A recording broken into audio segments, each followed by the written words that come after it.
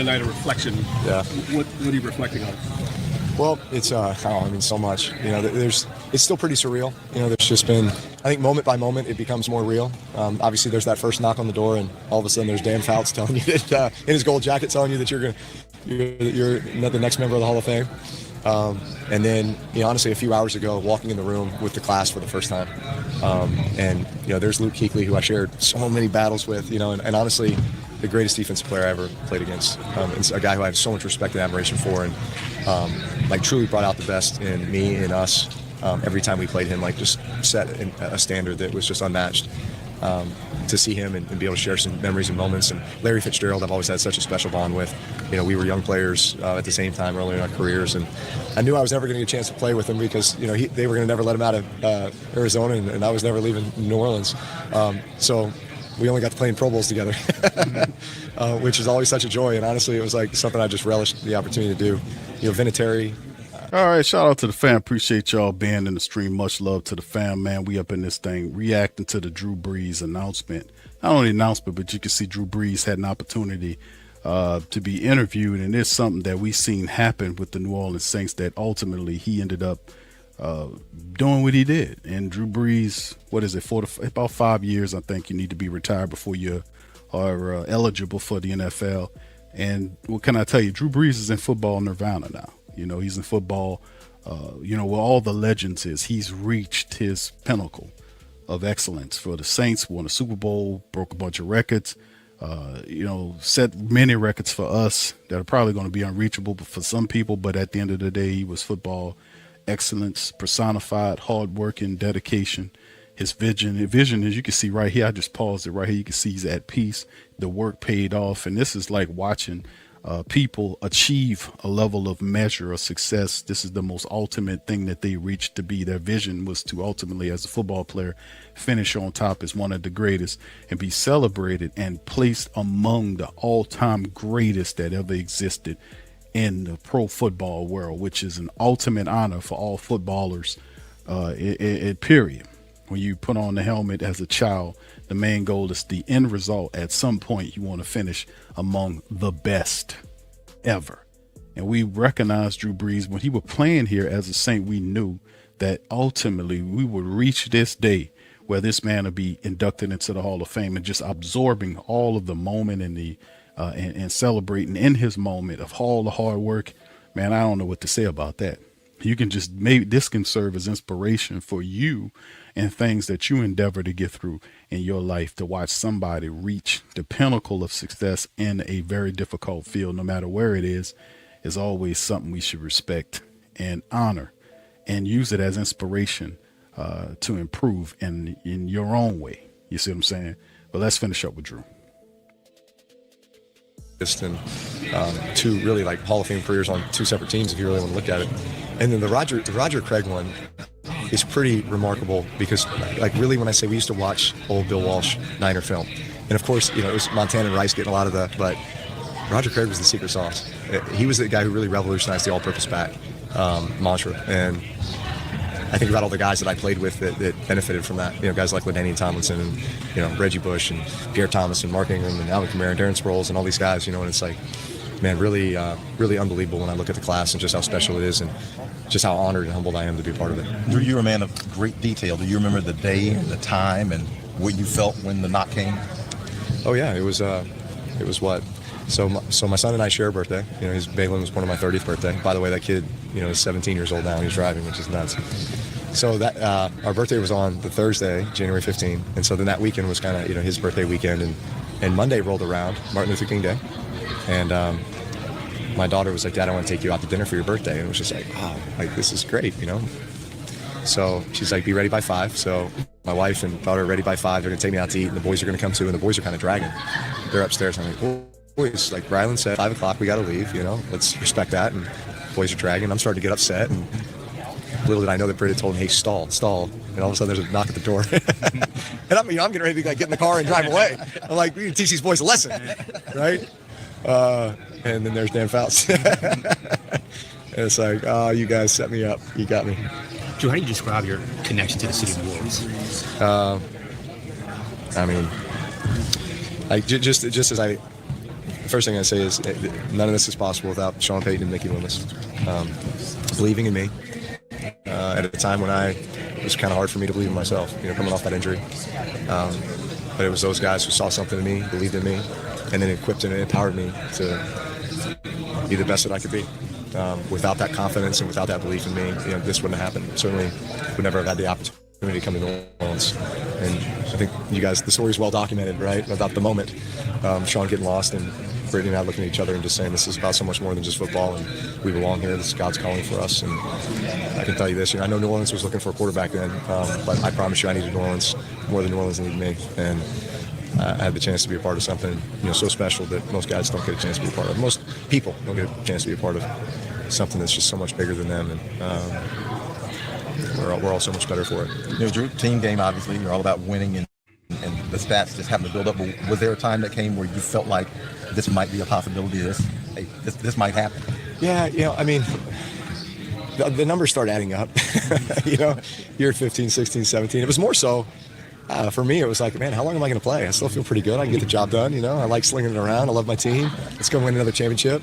My kids are getting, to the point where they know what dad does. I can bring them in the locker room and let him steal Michael Thomas's gloves out of his locker and, swim in the whirlpool like it's their swimming pool. This is kind of fun, and they'll remember this forever. And maybe there'll be a little ignition switch or moment of inspiration for them, as being a part of this, being around it. So I think that was more so my motivation. It wasn't let's keep racking up numbers, so I can, try to be a Hall of Famer. I think that just happens from just trying to be the greatest teammate that you can be, each and every day, and trying to prove Sean Payton and Mickey Loomis right that I'm their guy. I always want to be their guy. Drew, how special is it to be the first? Yeah, it's been an excellent thing, and Drew Brees, man. Because of the shoulder issue, remember he was headed to Miami. Nick Saban at the time was the head coach and general manager of the Miami Dolphins. He left the LSU Tigers to take the job in the pros. He stayed for 2 years and ultimately left and realized the pros wasn't him and took the Alabama Crimson Tide job and went on to win multiple championships there, which is sour for me as an LSU guy, but nonetheless, it had an impact because what it did was, thanks to Nick Saban taking Dante Culpepper, choosing between Culpepper and Drew, he took Dante Culpepper. Drew came to New Orleans, and the rest was history. He began the motivation of getting it together, and Sean Payton wanted him. Drew Brees wanted to be here after that, and they just locked in with this guy, and they built something special that reigned supreme. And we could have had multiple championships, unfortunately. But, the truth is, regardless or not, man, we got what we were supposed to get and do what we were supposed to get. And I got to honor the fact that they did the right thing, because that set a golden age in football for the Saints. And it set as an example to change the culture and history of the team, which prior to that was falling short. But there was not a lot of falling short in the Drew Brees era. And it could be something that future teams, like the team we currently have now with Tyler Shuck, actually literally having a relationship and connecting with Drew Brees, that can ultimately lead us, and Drew telling him, hey man, you need to do this, that, and the third, and watch out for this, and getting his ability to train and the mindset from Drew, getting counsel from Drew, man, that is special. And hopefully that sparks another golden age for Saints football here. But this is good. Ever first ballot Hall of Famer for this franchise? It's pretty awesome when you think about some of the great players that played for the organization. That Dome Patrol team that had so many great, linebackers, and of course Willie Roaf and Morton Anderson, and all these guys. Like obviously there's some great ones that have been part of our history. I really hope that there's a few more that are from our generation that make it in here. There are certainly a few that are very, very deserving. Yeah. Sorry. You mentioned Keith Lee calling out plays. Was there a particular play call or particular situation you remember where he's like, how did he do that? It was every game, honestly, about 10 times a game, where I could see his eyes and I could see what he was looking at. He was looking at how deep the back would line up, because that would tell you run or pass a lot of times. If we had a fullback, he would look at the offset back, and that would tell you a lot about the play. He would start looking at receivers and where they were lined up. Certain receivers are like, he's not supposed to be lined up there. Mike Thomas is in, at the number 3 slot inside. It's a pass. and no, that guard's light in the stance. He's going to pull this direction. Hey, set the edge and scrape over the top. We're going to make this play. So he saw things. There's little tips. I mean, the same thing I would be looking at on the other side, right? Like, who's tipping it off, right? I mean, that's basically what he was doing. He was the quarterback on the other side. Was there ever when you got him and you were like, yeah? Oh, we tried very, very hard every game to try to get him at least once or twice, and sometimes it worked, and most times it didn't. When you think about your journey going back all the way to Boston, coming out and having only 2 Division I offers, and then to be on this stage, I know it's a big question, but I mean, that journey you took. Yeah. I took a ton of pride in being a Texas kid. I mean, obviously football is a big deal in the state of Texas, as it is in the state of Louisiana and some other places. But Texas, ever since they wrote the book Friday Night Lights, I mean, I remember that as my book report in 4th grade, and sitting there going, man, I want to feel that. I want to be a part of this. Every kid in Texas grows up with that. So I took a lot of pride in that, and so I didn't get the opportunity to play college football in Texas at one of the Southwest Conference schools, so I had to go to Purdue to do it. But I feel like I always carried that with me, that sense of pride in where I came from and what I was representing. And I'd say that just carried on with me in every facet. When I left Purdue and was drafted by the San Diego Chargers, I was kind of carrying both those places with me. And then when I came to the New Orleans Saints, I was still carrying that with me. And now that I'm, retired and going into the Hall of Fame, I think more so than anything, I carry the city of New Orleans with me and our fan base and my teammates. I mean, I'm carrying so many of those guys that were a part of this journey, like that had influence in it, had a piece of it, like they deserve credit for. There's so many guys, and that's what these next 7 months are going to be. Before being enshrined, is just a reflection of all the people that are involved in that. Who all did you have here tonight with you? I know the family. Brittany was here. The 3 boys were here. My daughter had a gymnastics meet, and she probably wouldn't have as much fun as the boys are having, seeing all their heroes and all the guys on their fantasy team. But yeah, they boys are pretty stoked right now. Drew, you talk about those moments driving around New Orleans for the first time. If you could talk to 2006 Drew, what would that conversation be like? Oh man, it's going to be a pretty amazing ride, which it has been.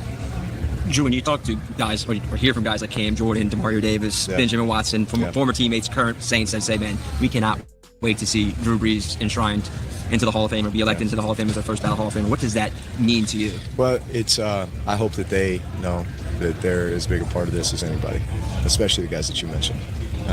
Those are 3 of the greatest teammates I could have ever asked for, and iron sharpens iron, as one man sharpens another. So that was the approach that we took each and every day. We were going to try to bring out the best in each other, and we were going to believe in each other. We were going to hold each other accountable, and but I wanted to win for those guys. Man, I wanted to win so bad for those guys every time on the field, and I think that's why we were able to accomplish what we were able to accomplish. Has it hit you now that you're a Hall of Famer? Little by little, little by little. I think each of these moments, tomorrow is the Merlin Olsen luncheon, and everybody's like, just wait, and so I just get the feeling that each and every step here is going to be, more and more of a reality. I'll tell you, a moment tonight was when walking on stage, but then when all the Hall of Famers walked up there, and it was all of a sudden just like, welcome, you're here, you're in. It's like you just got into a really elite club, and you still have no idea what's about to happen. It's just amazing, man. It is amazing what Drew Brees was able to accomplish over his 20 years of football, man. 20 seasons that he played. 20 seasons in the NFL that Drew Brees played, man. And it was just absolutely phenomenal, man. As you can see, this is directly from the NFL's Hall of Fame website, the Pro Football Hall of Fame.com, showing Drew Brees as the class of 26, having him in here. And it shows all his fantastic accolades, talk about all the things that he did. In 06, over 15 seasons, led the league in passings completed and passing percentage, including 5 seasons, and excess of almost 71% per completion percentage. Led the NFL in passing yards 7 times, tallied 5 seasons in which he exceeded 5,000 yards passing, 08, 09, 2011, and 12. Led the league in passing touchdowns. Throughout his 20-year career, he accumulated over 80,000 yards, 571 passing touchdowns, at both second all time for NFL quarterbacks. So he had 13 Pro Bowl selections. He was AP first team All-Pro recognition in 06, 2 AP NFL Offensive Player of the Year awards in 08 and 2011, a Super Bowl title and the MVP award. And then in 09, he earned the Burt Bell Award as the NFL's Player of the Year. 2010, the AP named Brees the male athlete of the year, while Sports Illustrated selected him as the sportsman of the year.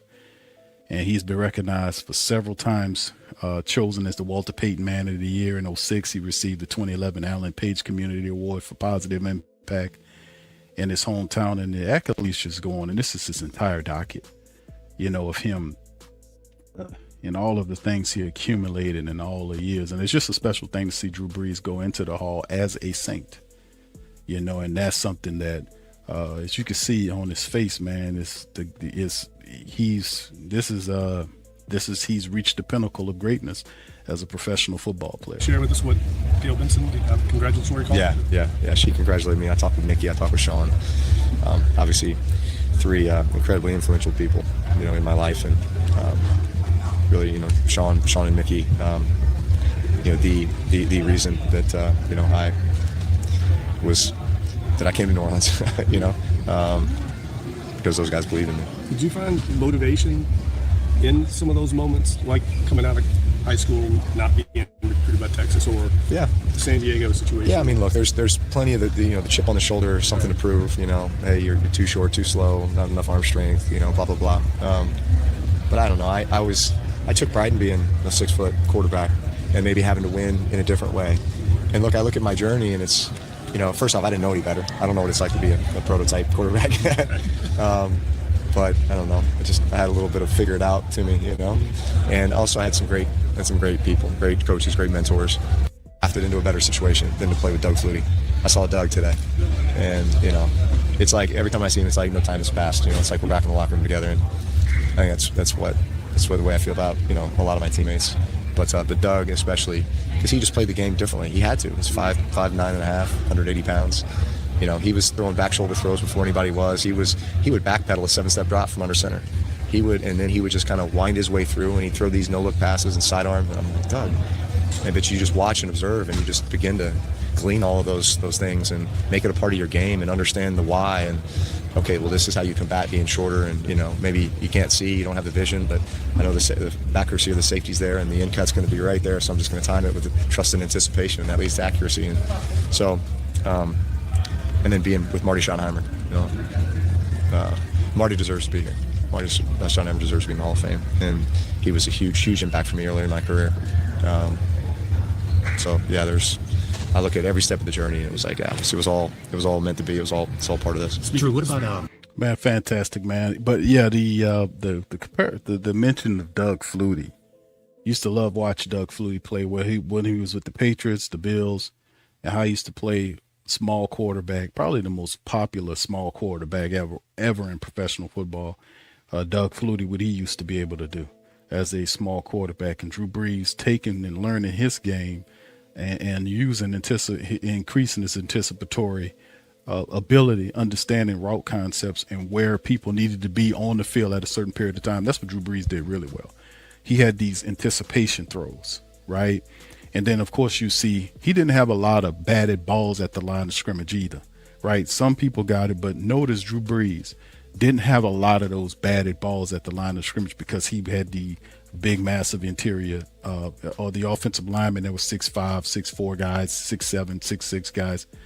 And then you had the big defensive linemen that were the same way. He didn't have a lot of those batted balls. Drew Brees knew how to throw in between the lanes. He knew how to slide and glide and step up and find lanes.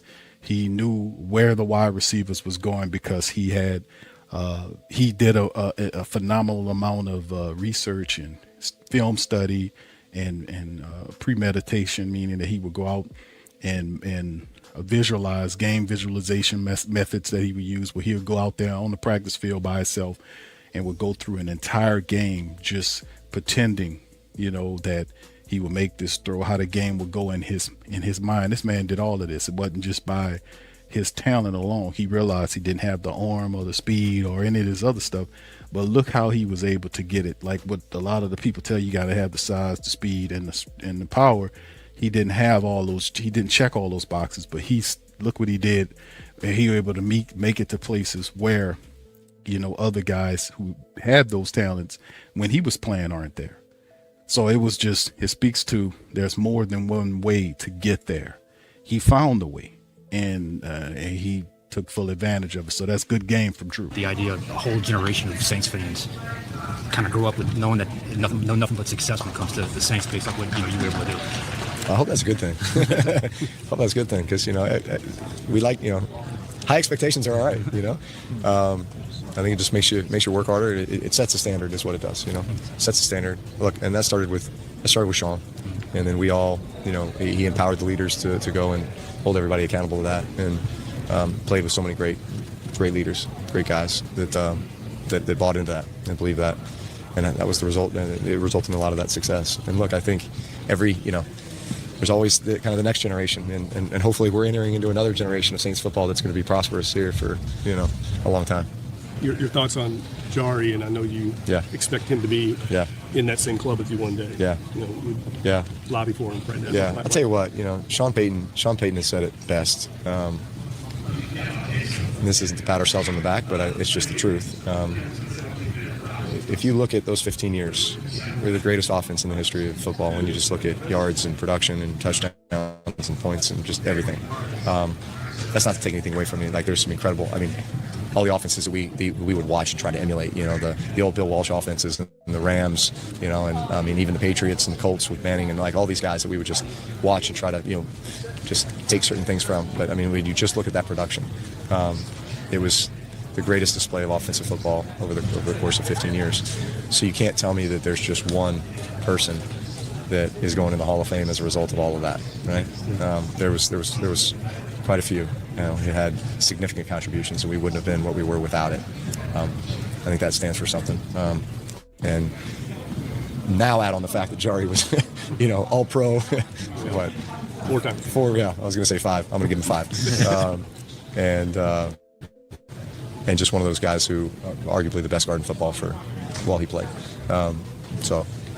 He's just one but certainly the next one that absolutely deserves to be here. Shout out to Drew Brees, man. Just excellence, man. Drew Brees in the Hall. It's just phenomenal going through the golden years of Saints football, watching the Saints climb the heights that we've never seen before, watching Drew Brees and tear up defenses and win a bunch of games, and just over the many years living through the Saints golden era of football was special. And you see it culminated in the Hall of Fame induction by Drew going in as a Saint. I don't have words for that, man. It's just phenomenal. The only other thing now moving forward is, does Drew Brees deserve a statue? This does put it in the thought process of most football supporters of the New Orleans Saints football brand and the region, that should he get a statue? And he should. I think a lot of our around the dome particularly, hell, I would be favored. Willie Roaf called Drew Brees the greatest Saint that ever was. That's a high honor, because you had some guys who had phenomenal Hall of Famers: Ricky Jackson, Martin Anderson, Willie Roaf. Those guys, Willie Roaf, to give Drew Brees and they say he's the greatest Saint of all time, it's a phenomenal honor, and he is the greatest Saint of all time. He should get a statue. Now, it could be something like when you walk into the dome, or something that could be displayed inside of the dome in the concourse area some kind of way, or perhaps it could be something in Champion Square. But regardless or not, yes, a statue of a former Saints quarterback Drew is widely considered long overdue and appropriate. Many of the supporters and observers calling for one in front of the Superdome, and especially with him being inducted, and with his not only just playing the football, but his hands-on philanthropy post Katrina, his role as an icon, never really having any major scandals tied to him. He was a model of consistency, and the support is strong for a statue, to celebrate him. And then, of course, the concepts would have to come in, to talk about what that statue would look like. But at some point, you would expect that to be something that happened. Maybe not this year, but perhaps next year, opening up this next, I guess if they got it together quick, that it could be something that the first home game, they can unveil Drew Brees a statue and give him an award or whatever in the dome for our first home game. That could be a good way to do it. I don't know if they can get that done between now and the start of the season. I'm pretty sure they have, but we got resources down here to make that happen. At least if not this year, next year, a statue, a good one, a Drew Brees should be considered in front of the Caesar Superdome, no doubt about it, man. He made New Orleans Saints football relevant again, and the golden era is what all eras will be compared next to. He overall lifted the floor of the program, and that's something that we really have to kind of look at moving forward. But there should be something that we should look to, man, in terms of getting Drew Brees a statue, man, no doubt about it. We need to definitely think about that thing. All right. But anyway, with that being said, man, what do you guys think about Drew Brees and his role here in New Orleans? What y'all guys think about that? Please feel free to hit the comment section up. Let me know how y'all feel about Drew Brees and his contribution to the New Orleans Saints. And let me know how you guys feel about a statue of Drew Brees. You know, that'll be the next thing right here. To honor the greatest Saint that ever was. All right, with that being said, I'm going to hit the like button for y'all guys. Y'all hit the like button for me. Hit the subscribe button, the share button, the notification bell. And by all means, feel free to share the show on social media, Facebook, Instagram. Doesn't matter, man. Share the show with other diehards across the Who Dat Spear. And also check out FanDuel for all your bets. Check out our Tyler Shuck, y'all, actually collection. That is, the link is in the description section below, so y'all can check that merch out that's coming up. So with that being said, man, chime in the comment section. Let me know how y'all feel about Drew, and give me y'all favorite moment from the Drew Brees era. Let me know how you feel about a statue and what the statue should look like. Hit that comment section up. I'll holler at you on the next one. Much love, peace, and who dat.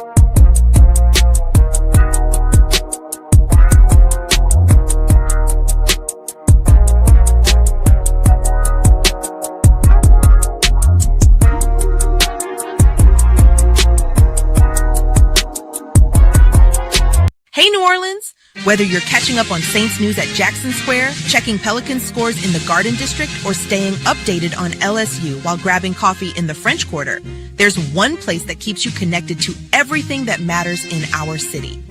From Bourbon Street to the Superdome, from Preservation Hall to the Riverfront, New Orleanians are staying in the know with the WhoDatDaily.com. Your daily source for Saints, Pelicans, LSU, and all the sports, music, and culture that makes our city special. At work downtown, at a game in the Dome, or just relaxing by the Mississippi, wherever life takes you in the Big Easy, you can stay connected.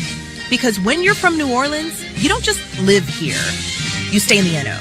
That's stay in the know. Visit the WhoDatDaily.com and never miss what matters most to Who Dat Nation. Welcome to the Pro Shop, where we create authentic NOLA-inspired clothing for men, women, and children. From Saints jerseys to Pelicans gear, everything's crafted right here in New Orleans. Whether you're shopping the Pro Shop, the Pel Shop, or the Pro Shop Kids, we've got your whole family covered with genuine merchandise that represents our city's spirit. Check for links in the description section below or